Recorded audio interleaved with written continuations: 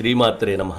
ఈరోజు మూలా నక్షత్రం. విజయవాడ కనకదుర్గ ఆలయంలో అమ్మవారు మనకి జ్ఞాన స్వరూపినిగా, విద్యామూర్తిగా, వాగ్దేవతగా, సరస్వతీదేవిగా మనకి దర్శనమిస్తారు. ఈ రోజు అమ్మ ఆశీర్వాదం పొందిన వారు మాటలలో శక్తి, ఆలోచనలో స్పష్టత, హృదయంలో పవిత్రతను పొందుతారని విశ్వాసం. ఋగ్వేదంలో ఇలా ఒక మహావాక్య ఉంది: అంబితామే నదితామే దేవితామే సరస్వతి అని. నదులలో శ్రేష్టమైనది, దేవతలలో మాతృక, వేదాల మూలం అని. ఆ కాలంలో సరస్వతీ నది జ్ఞానం అలాగే జీవనాధారం. తరువాతి కాలంలో భూమి లోపల కలిసిపోయినా నేటికి భూగర్భ జలాల్లా ప్రవహిస్తూ ఉంది. సందేశం ఏంటంటే జ్ఞానం దాచబడినా నశించదు, నిజమైన అన్వేషకులకు అది ఎప్పటికీ ప్రత్యక్షమవుతుంది అని.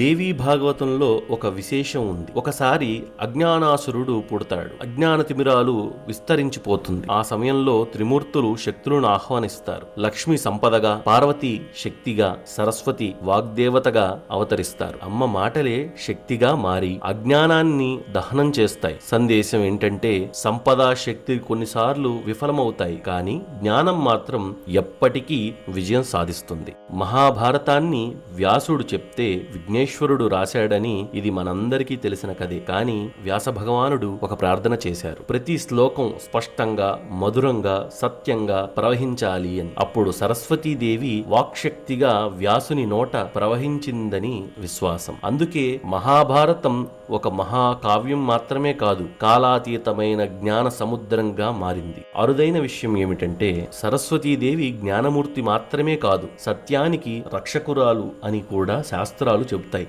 ఆమె ప్రతి నాలుక చివర కూర్చుని ఉంటుందట. అందుకే అసత్యం తూలిపోతుంది, కానీ సత్యం శాశ్వతమవుతుంది. ఈ రోజు విజయవాడలో అమ్మవారు కొండ మీద వెలసిన రోజుగా అక్కడ స్థల పురాణం చెప్తోంది.